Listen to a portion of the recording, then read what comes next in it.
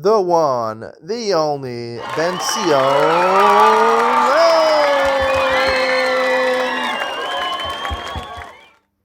Good morning, welcome to Yeshiva YouTube. Iyun to Lean On. Today we did Siman Reish Ayin Tet, 279 Orach Chaim Hilchos Shabbos. We're talking about muksa.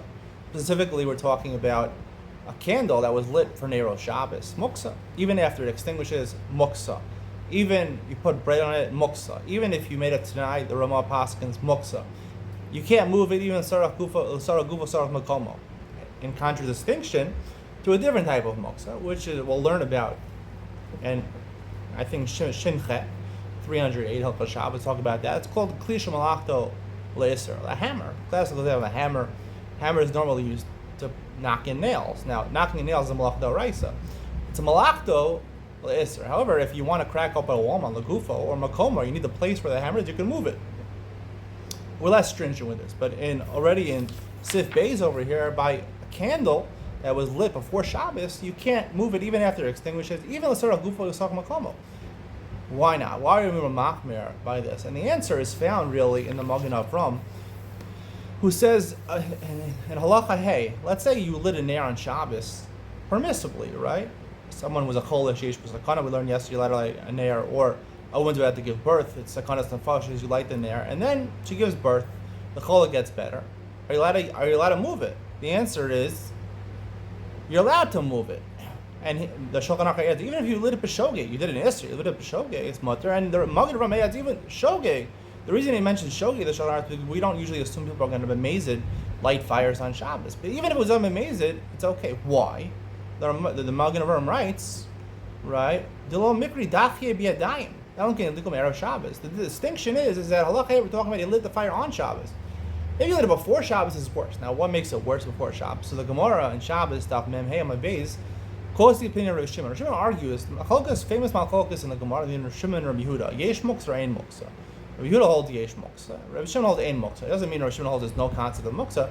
He said Rav Shimon only holds of Muksa, in general he doesn't hold of Muksa. You need two Tanoim, two rules for it to be Muksa. Number one, it has to be not Roy. It's not something which you usually would use it for on Shabbos or Yontiv, and also has to be something dachye biyadayim. The classical example is grow goes smoking. Let's say you have raisins, you put it on your roof in order to dry out. There are grapes, you want to dry them into raisins, and you push them away. You don't plan on using them in Shabbos. You push them away before Shabbos. It's a concept of ben hashmashos.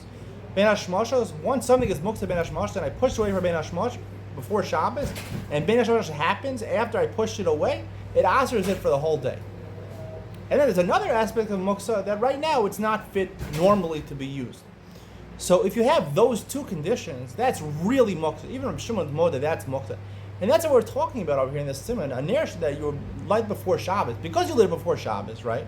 So that's before Shabbos. I dachye biyadayim, like the Magen Avram says, I pushed it away. Even though I know it'll go out on Shabbos. But the critical idea by dachye biyadayim is ben hashmashos. Could I use it ben hashmashos? Ben hashmashos, you can't use it. The fire is normally burning up ben hashmashos. I can't extinguish the fire. That makes it muksa. And therefore, dachye biyadayim, that requirement is fulfilled. Even after it goes out, it's fulfilled. That would require ben hashmashos, dachye biyadayim is pushed away. And then there's a second consideration of eino roy.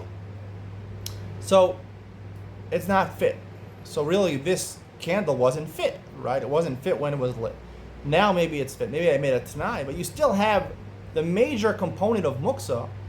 Rabbi Shimon says dachye biyadayim. That's the main component of muksa, and that makes something. If you dachye biyadayim, that makes something muksa, not just a little bit muksa, but it makes it completely muksa that I can't. And what's the nafka? I can't use it sort of gufo, sort of makomo. This is in distinction to a klisha malachto isra, as I mentioned, a hammer or something like that, where the only condition of muksa it has is lo chazi. It's not roy, because normally it's used to knock in nails. You can't do that on Shabbos. But it wasn't dachye biyadayim. The hammer, I didn't do anything specifically. If I took the hammer and I put it away in my otzar, I put it away in my workroom where I store all my I did that before Shabbos. If it was there, I didn't do anything specific. But I specifically write on Erev Shabbos, I put it in a special place where I don't want planning on using it on Shabbos. That's dachye biyadayim. But if you don't have that, all you have is lo chazi, ain't no roy. So eino roy, it's not roy for its normal use, but we allow it to use it for a different use because it's not completely muksa. But here, when you're daki b'yadayim, that's the main component of a real strict muksa, is when I push it before Shabbos. When I light a candle before Shabbos, daki b'yadayim. That's why in halacha hey, where I lit the candle on Shabbos, even though I did amazing, I did a veira, I have skila maybe. But it's not muksa. Why is it not muksa? Because no daki b'yadayim. Daki b'yadayim has to be I pushed away before Shabbos, and Ben Hashmoshos happened on Friday evening, where huksa leben hashmoshos, migadis katzal leben hashmoshos, katzal kol yom. The Gemara says once it has ben hashmoshos, you can't use it. You push it aside before ben hashmoshos. Then ben hashmoshos happen. It makes it complete muksa the entire Shabbos. You can't move it tzara kufa tzara makom, and that's why this is more severe than a klisha malachal isra, which is allowed tzara kufa makom because it only has half of the requirements of muksa. The least strict the least strict characteristic of muksa is the fact that it's not roy, but it is roy tzara kufa makom. And there's no daki b'yadayim, you didn't push it away, and there's no ben hashmashos. That's why you're allowed to use it if you lit it on Shabbos. Hope you enjoyed today's share. See you in the next one.